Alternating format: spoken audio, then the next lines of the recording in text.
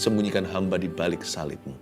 Dalam nama Yesus, haleluya, amin. Puji Tuhan, senang sekali bisa sampaikan firman Tuhan kepada Anda yang haus dan lapar. Firman Tuhan berkata, berbahagialah yang lapar dan haus akan kebenaran, karena mereka akan dipuaskan.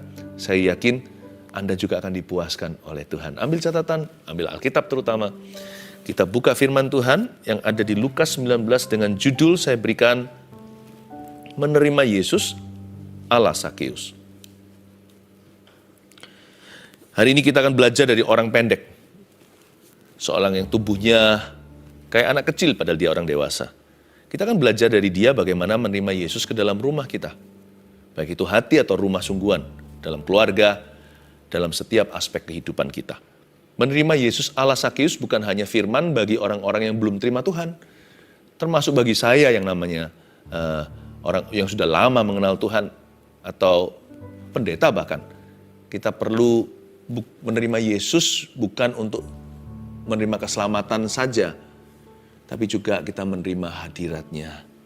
Bagaimana memperlakukan Tuhan? Nah, kira-kira begitu ceritanya. Bagaimana meresponi Tuhan dengan benar, gimana sungguh-sungguh hati. Tapi bagi mereka yang pertama kali, terlebih lagi penting sekali untuk memperhatikan firman ini. Kalau Anda mundur dari Tuhan, atau selama ini hanya ikut-ikutan, tidak pernah mengundang Yesus dalam hatimu.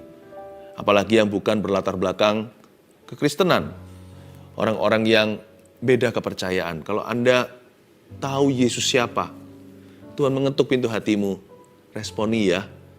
Karena yang ditawarkan bukan agama, tetapi hubungan yang pribadi dengan Allah. Dan hubungan itu dibuka.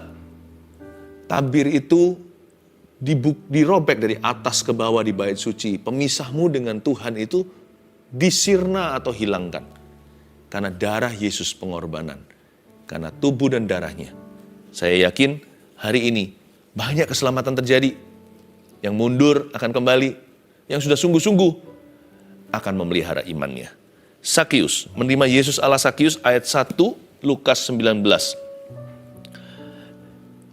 Yesus masuk ke kota Yeriko dan berjalan terus melintasi kota itu.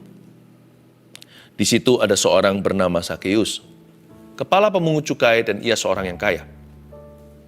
Ia berusaha untuk melihat orang apakah Yesus itu. Tapi ia nggak berhasil karena orang banyak, sebab badannya pendek. Maka berlarilah ia mendahului orang banyak, lalu memanjat pohon ara untuk melihat Yesus yang akan lewat di situ. Ketika Yesus sampai ke tempat itu, ia melihat ke atas dan berkata, Sakeus, segeralah turun, sebab hari ini aku harus menumpang di rumahmu. Lalu Sakeus segera turun dan menerima Yesus dengan sukacita. Tetapi semua orang yang melihat hal itu bersungut-sungut katanya, ia menumpang di rumah orang berdosa. Tetapi Sakeus berdiri dan berkata kepada Tuhan, Tuhan, setengah dari milikku akan kuberikan pada orang miskin, dan sekiranya ada sesuatu yang kuperas dari seseorang akan kukembalikan 4 kali lipat. Kata Yesus kepadanya, hari ini telah terjadi keselamatan kepada rumah ini. Karena orang ini pun anak Abraham. Sebab anak manusia datang untuk mencari dan menyelamatkan yang hilang. Ini adalah sebuah firman pedang bermata dua, bicara kepada mereka yang belum terima Tuhan, dan kepada kita yang sudah kenal Tuhan Yesus sekian lama. Ayat 1, Yesus masuk ke kota Yeriko. Kota Yeriko adalah kota palem. Ada sebuah pepatah tentang kota Yeriko beberapa waktu yang lalu, the fattest region in the Palestine. Bahkan orang-orang yang bukan umat Israel pun mengakui bahwa Yeriko adalah kota yang tergemuk, yang paling bergizi, yang paling makmur di area Palestina. Yesus masuk ke kota Yeriko itu. Ini kota orang-orang yang berada. Dan berjalan terus melintasi kota itu. Yesus masuk ke kota lalu berjalan terus melintasi kota itu. City tour ceritanya. Buat apa Yesus arak-arakan? Sebenarnya Yesus sedang mencari sesuatu, atau lebih tepatnya Yesus mencari seseorang. Tahukah bukan kita yang menemukan Tuhan loh. Tuhan yang menemukan kita. I once was lost but now I'm found. Aku dulu hilang, sekarang pulang. Aku dulu tersesat, sekarang kembali. Bukan karena aku tahu jalannya, tapi karena Tuhan mencari saya. Yesus masuk ke kota yang ramai, bising sekali. Hiruk pikuk. Banyak orang berbisnis, berdagang. Dan di sana juga banyak pemungut cukai karena Karena banyak sekali penghasilan. Yesus masuk ke kota yang sangat-sangat ramai. Demi mencari satu orang saja atau satu jiwa.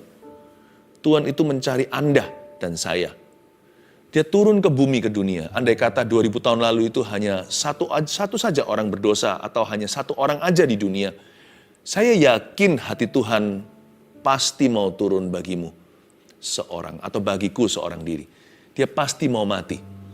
Yesus masuk ke kota Yeriko, berjalan terus melintasi.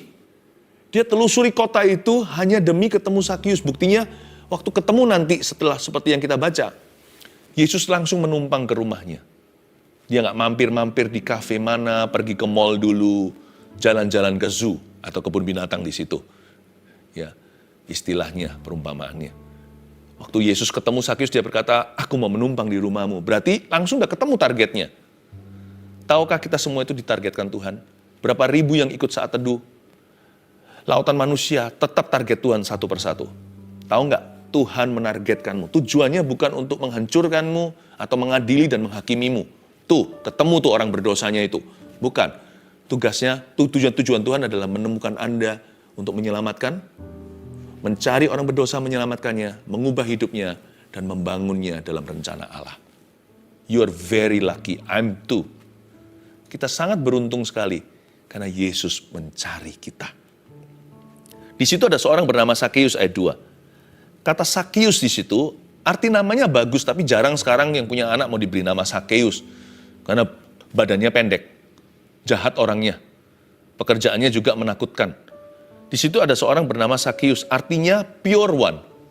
Lucu ya, ironis ya, nama Sakius dikasih mamanya dengan makna dan arti yang bagus. Sakius artinya yang murni. Tapi ketika dia dewasa, dia apapun kecuali murni. Halalkan segala cara. Coba kita lihat sekarang profesinya apa. Sebenarnya profesinya oke sih, karena itu sah.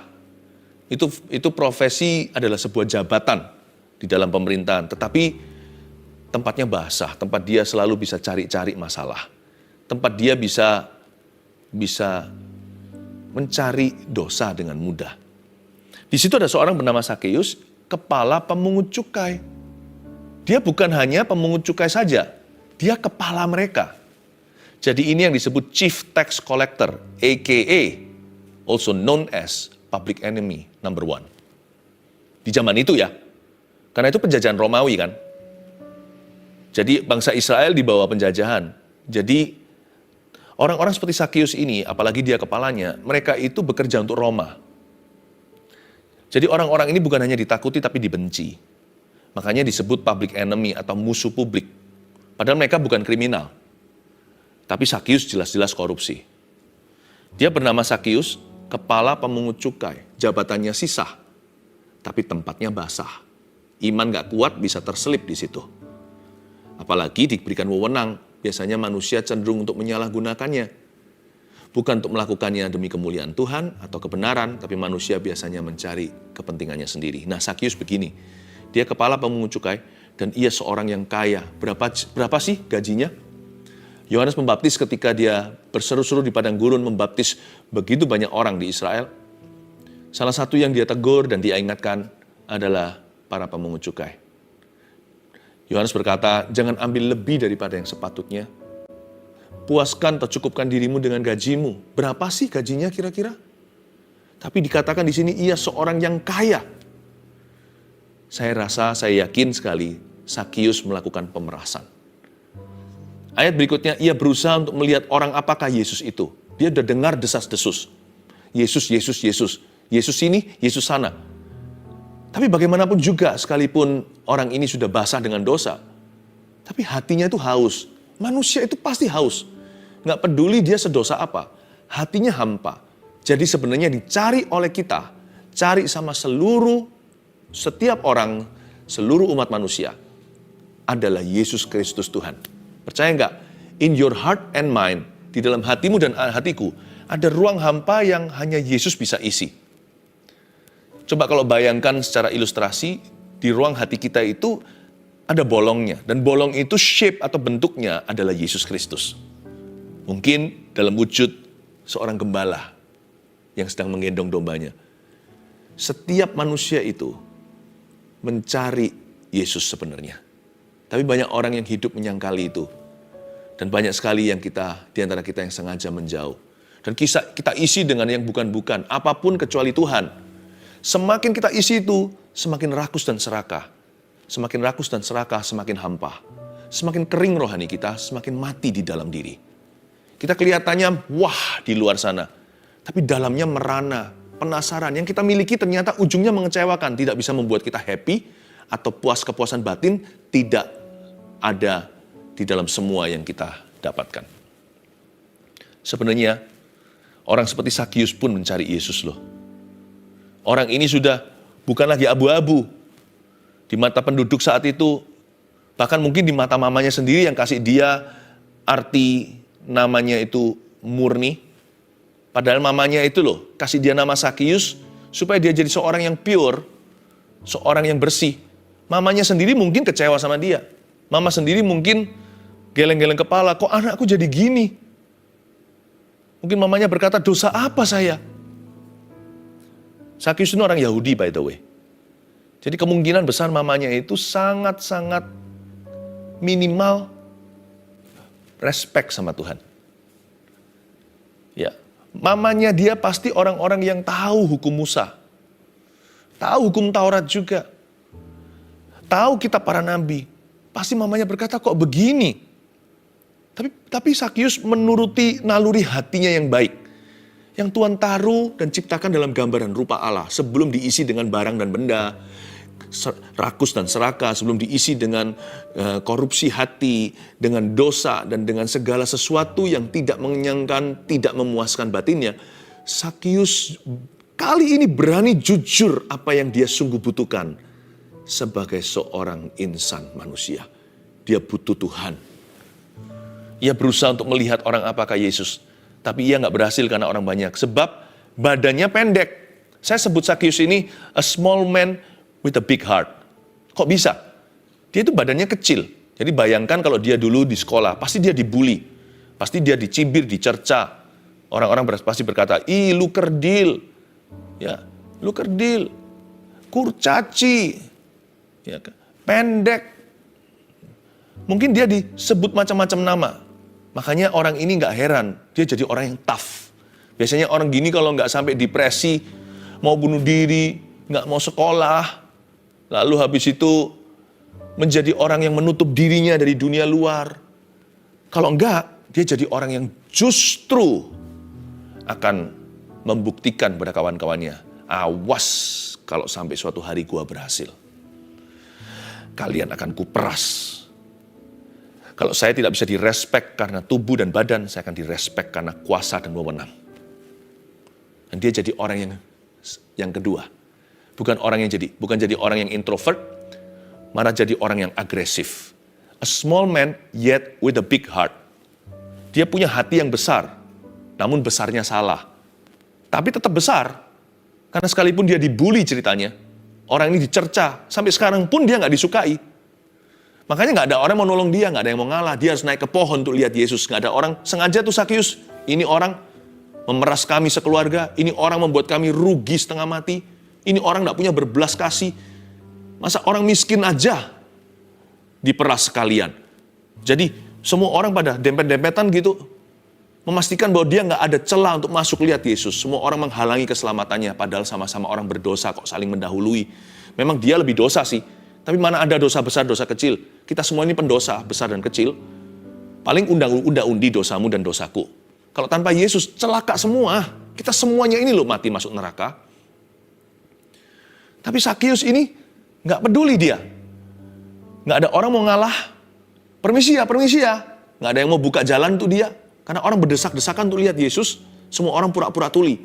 Semua orang pura-pura nggak dengar. Enak aja.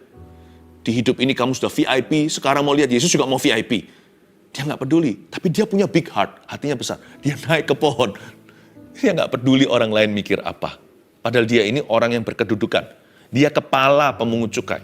Dia bukan orang biasa, dia kepalanya mereka. Orang yang disegani, minimal ditakuti. Semua orang pada ngeri. Tapi dia berlari mendahului orang banyak itu. Ayat 4, maka berlarilah ia mendahului orang banyak, lalu memanjat pohon ara untuk melihat Yesus yang akan lewat di situ. Dia berlari. Dia nggak peduli jikalau diketawain sama orang. He risk embarrassment. Dia meresikokan reputasinya. Untuk melihat Yesus saja loh ya, belum dapat apa-apa. Dia nggak peduli kalau nanti orang lain semuanya akan bicara di belakangnya, gosipin dia dan bilang itu orang nggak tahu malu. Lihat itu, manjat-manjat. Ulahnya seperti kerah. Anak tapi tubuhnya bocah. Kelakuannya ternyata juga sama. Dia nggak peduli, dia tahu. Mungkin di situ ada pegawainya. Mungkin di situ ada atasannya. Kan yang ikut Yesus itu publik. Yang mau lihat dia itu kan orang ramai, kalayak besar. Siapa-siapa ada di sana semua. Apa dia nggak takut? Makanya saya sebut dia itu berhati besar. Waktu di sekolah, dia dibully, malah jadi. Tapi salah. Kebesaran hatinya dipakai untuk berdosa. Untuk membuktikan diri. Untuk membalas dendam ceritanya nih.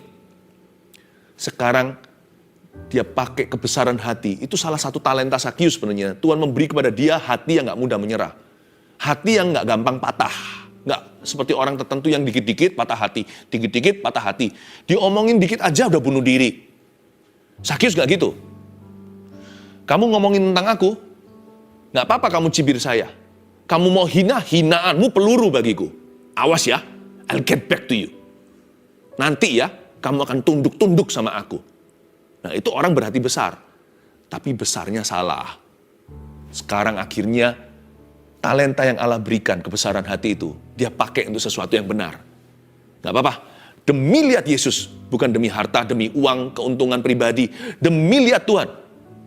Aku mau sekali lagi berbesar hati. Aku mau lari sekencang-kencangnya di depan semua orang, karena Alkitab mengatakan sekalipun kakinya pendek, dia berlari mendahului mereka semua. Berarti sekencang apa dia lari? Orang lain biasa-biasalah lihat Yesus. Contohnya, yang ikut saat teduh kan juga beraneka ragam. Ada yang sudah tunggu di sana, tunggu di sana. Setengah jam sebelum mulai, udah baca-baca Alkitab dulu, doa-doa dulu. Tapi ada yang nyantai.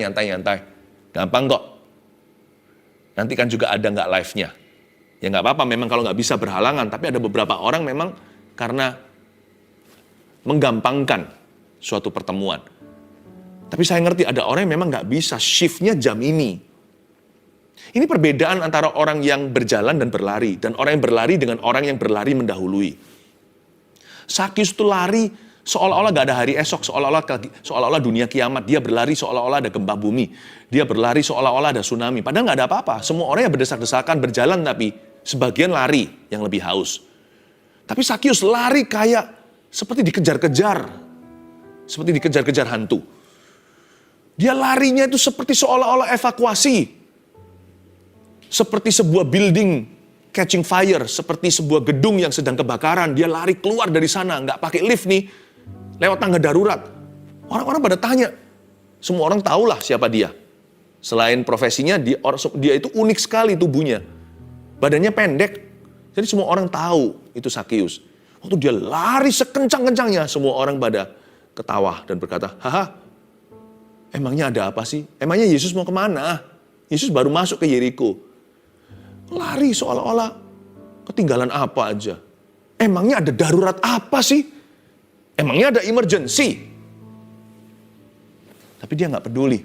Dia lari sekencang-kencangnya. Makanya dari semua orang di Yeriko, Yesus memberi upah hanya satu untuk makan di rumahnya. Yang paling haus, yang dapat kehadiran Tuhan. Yang paling lapar yang dapat hadirat Allah. Yesus berkata, turunlah. Aku mau menumpang di rumahmu. Yesus tunjuk itu yang paling haus. Yang lainnya juga Tuhan cinta. Tapi kalau Tuhan dalam tubuh fisik jasmaninya, bukan dalam kemahadirannya, hanya bisa makan malam di satu tempat. Perut Tuhan cuma satu. Makan sekali kenyang, nggak bisa makan dinner berkali-kali di semua rumah. Makanya Tuhan berkata, aku harus pilih dari semua orang ini di Yeriko. Semua orang yang hanya curious, penasaran aja, Yesus siapa ya? Karena mereka semua mereka semua itu dicukupkan. Kota Palem nih, the fattest in Palestine. Mereka nggak butuh sesuatu. Ngapain? Aku lihat Yesus itu hanya Ya, penasaran aja ingin tahu. Tapi Sakius butuh sesuatu. Dia bukan butuh uang, dia punya banyak. Uangnya dia lebih banyak dari uang yang Tuhan Yesus bawa dengan rombongannya. Untuk pelayanan, uang dia itu berkelebihan, kelimpahan. Dia nggak butuh itu semua dari Tuhan. Apa ya? Ada kekosongan jiwa. Dia cari Tuhan untuk itu. Ini yang benar malahan. Dia cari Tuhan bukan demi kesembuhan, mujizatnya. Dia cari Tuhan karena dia haus hubungan.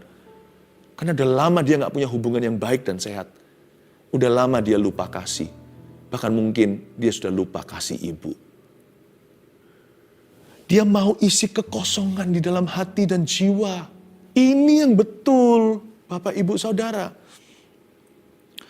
Dia berlari sekencang-kencangnya seolah-olah darurat. Dan Yesus berkata, kalau aku harus makan di satu tempat saja malam hari ini, aku pilih Sakius. Memang dia paling berdosa, tapi dia yang paling haus. Tuhan gak lihat dosanya, Tuhan lihat hausnya dan akan hapus dosanya. Wow, ini kan seperti wanita Narwastu. Melebihi rasul-rasul bahkan yang di situ, murid-murid Yesus sendiri termasuk murid yang paling dikasih, Yohanes juga ada di sana. Tapi dari tadi Tuhan Yesus masuk, si Simon punya rumah, ataupun Simon Petrus muridnya, yang mengaku paling cinta sama dia akhirnya, juga tidak pernah mencuci kaki Yesus. Wanita ini bukan hanya mencucinya, tapi juga memecahkan barang termahal baginya, minyak narwastu yang harganya luar biasa itu, dan menyeka dengan rambutnya. Yesus berkata, kalian semua tidak ada yang mencintai aku seperti ini, tapi karena itu perbuatan wanita ini akan diingat sepanjang masa di mana Injil diberitakan. Ini adalah wanita itu versi laki-laki. Kalau wanita Narwastu itu perempuannya, yang versi pria ya Sakius ini. Dia lari seperti ada kebakaran di belakangnya. Karena dia rasakan kebakaran jiwanya. Padahal dia belum masuk neraka. Hidupnya lagi berada di atas nih. Dia sedang berada di atas angin, demikianlah pepatah dalam bahasa Indonesia. Orang biasanya kalau sekarat baru cari Tuhan. Ini orang dalam suksesnya dia cari Tuhan. Ini yang pintar. Nggak tunggu dipukul di rotan, nggak tunggu bangkrut dulu, nggak tunggu stroke dulu badannya, lalu sudah nggak bisa berbuat apa-apa, atau sudah diranjang pesakitan, baru berkata kalau Tuhan sembuhkan aku mau melayani Tuhan. Ini orang cari Tuhan. Ketika dia masih sehat, masih bisa. Dan saat hatinya merasakan hampa, dia langsung cari Yesus. Dia memutuskan, today, hari ini, aku akan cari apa yang uang tidak bisa beli, emas perak tidak bisa berikan kepadaku. Apa yang selama ini seumur hidupku ku cari, akan kutemukan dalam Yesus. Ini Sakius. Ketika Yesus sampai ke tempat itu di ayat 5, ia melihat ke atas dan berkata, Sakius. Wow, lembut sekali suara Tuhan. Sakius langsung terjamah karena mungkin sudah selama ini gak pernah ada orang memanggil namanya dengan demikian penuh kasih kecuali ibunya sendiri. Sakius. Pertama Tuhan gak tahu karena Tuhan Maha tahu. Seharusnya Tuhan gak tahu itu siapa. Begitu banyak orang berbondong-bondong ke sana, ada satu yang ada di atas pohon, tiba-tiba Tuhan panggil Sakius. Dengar dia panggil nama saya, aku jawab ya. Kok bisa ya Tuhan Yesus tahu itu Sakius? Tuhan Yesus Maha tahu karena dia adalah anak Allah. Tetapi bukan karena kemahatauannya Sakius itu luluh hati. Tapi karena Tuhan itu memanggilnya dengan penuh kasih. Ini pasti ada intonasinya cara Tuhan memanggil. Sakius, mungkin gitu ya. Langsung dia, hanya mama yang panggil gitu. Orang lain berkata, Pak Sakius, ketakutan. Atau di belakang layar, ketika dia nggak mendengar, mereka berkata, Sakius, orang itu. Atau Pak Sakius. Yang menjilat kepadanya, tapi dia tahu nggak tulus hati. Atau yang ketakutan, atau yang membenci. Sakius orang itu, biar masuk neraka orang itu.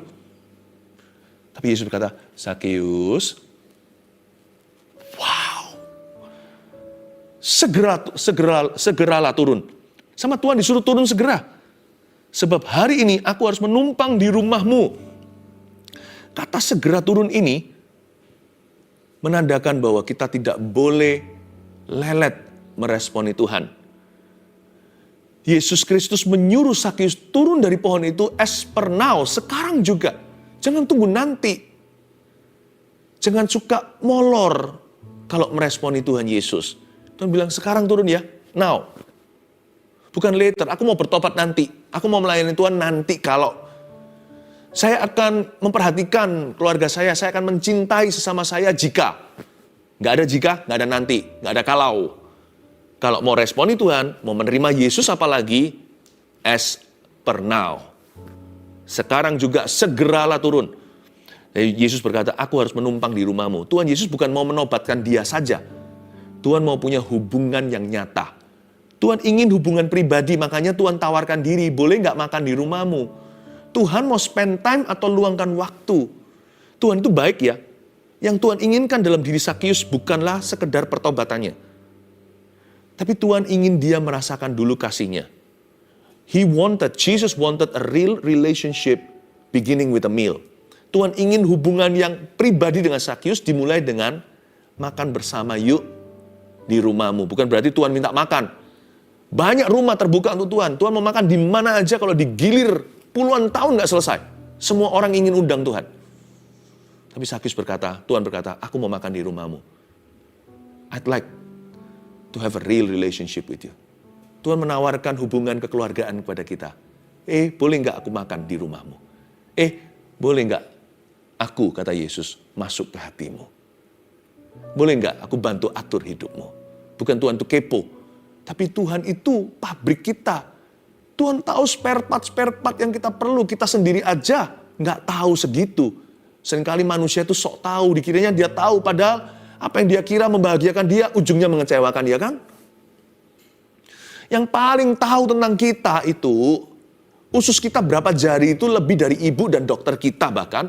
Tuhan yang menciptakan, Tuhan paling paham manusia. Tuhan berkata, boleh nggak aku atur hidupmu? Lalu Sakius segera turun ayat 6 dan menerima Yesus dengan sukacita. Dia menerima Yesus dengan sukacita. Apa maksudnya menerima Yesus dengan sukacita? Sakius menerima Yesus dengan berusaha sungguh-sungguh mencari dia. Sukacitanya besar karena dia sungguh-sungguh cari. Kalau orang yang menemukan sesuatu yang dia nggak cari, ya biasanya sukacitanya kecil atau bahkan tidak bersukacita sama sekali. Biasalah.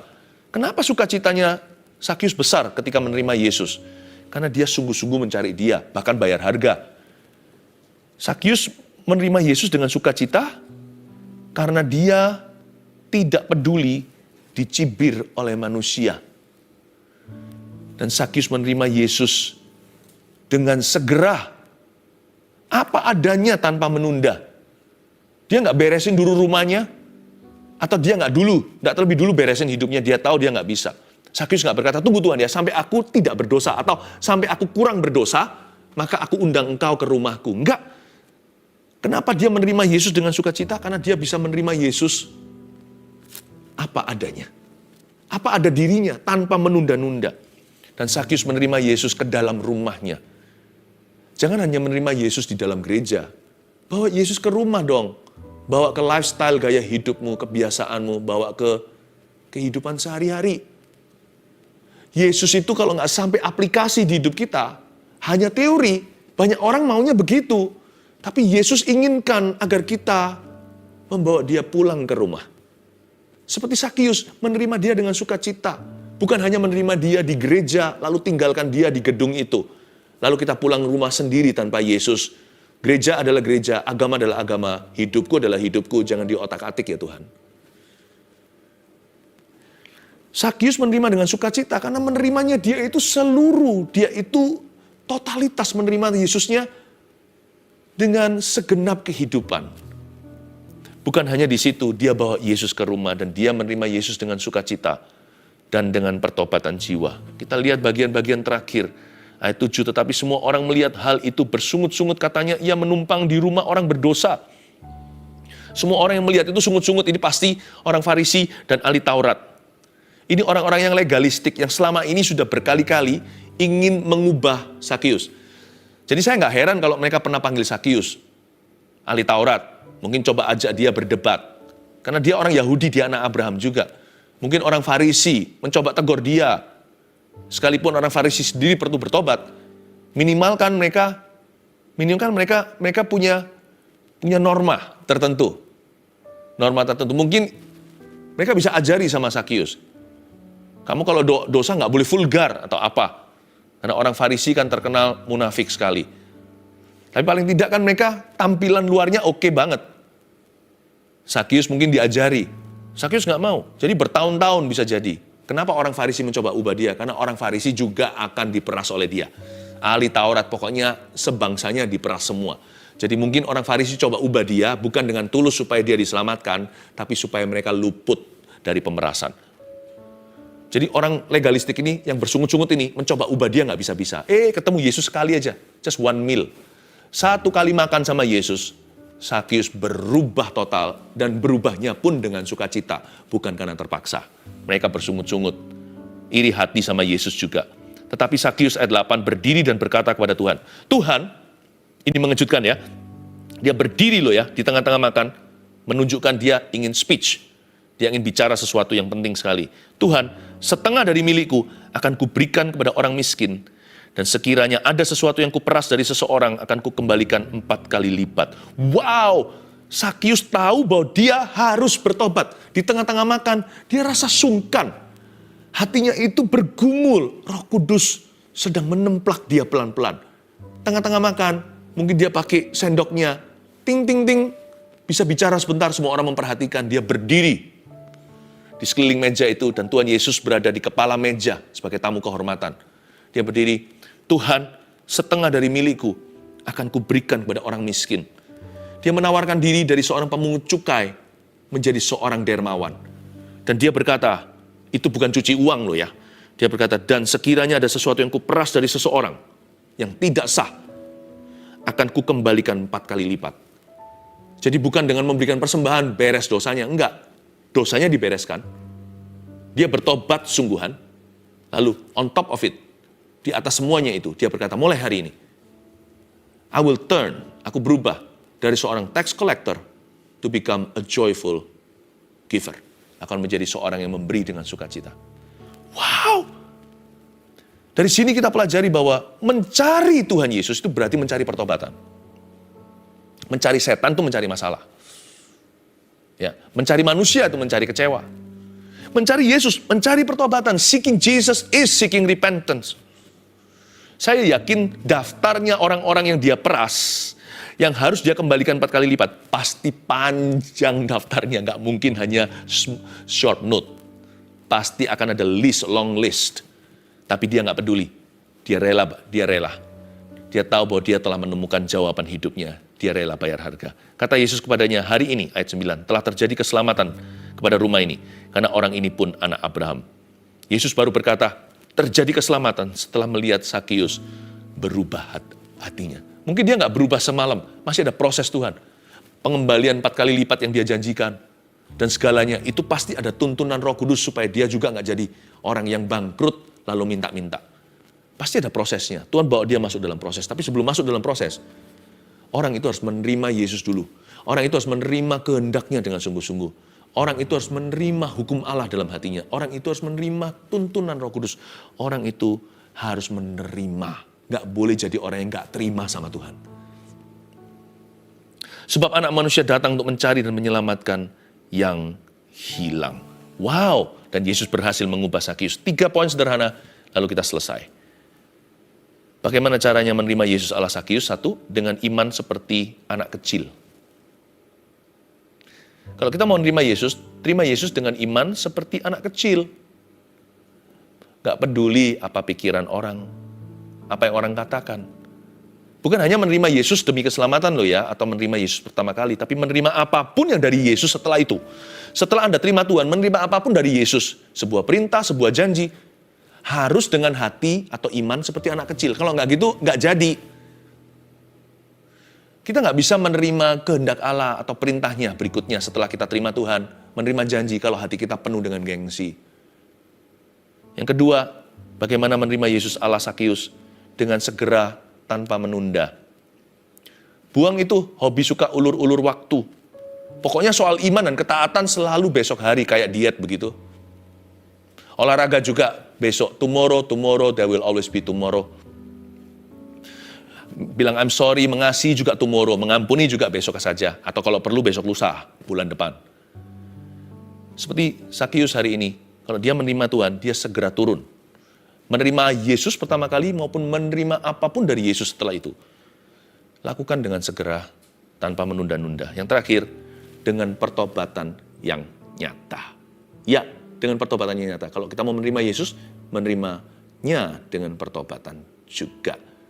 Tolong catat aja list, hari ini Anda catat di HP Anda juga bisa, di notes itu. Apa aja yang Anda mau ubahkan. Nanti boleh juga di live chat ya, setelah ini kita berdoa, Anda bisa tulis gini. Seperti Sakius, Tuhan, setengah dari milikku akan kuberikan kepadamu. Ini bukan janji palsu, ini komitmen iman. Anda juga bisa lakukan. Mungkin di live chat nanti Anda bisa tulis gini. Saya akan berhenti merokok dalam nama Yesus. Ini bukan untuk kapan-kapan. Kalau bilang saya akan, berarti as per now, mulai hari ini. Anda bisa tulis juga, saya tidak akan lagi memukul istri saya. Tulis di dalam nama Yesus. Amin.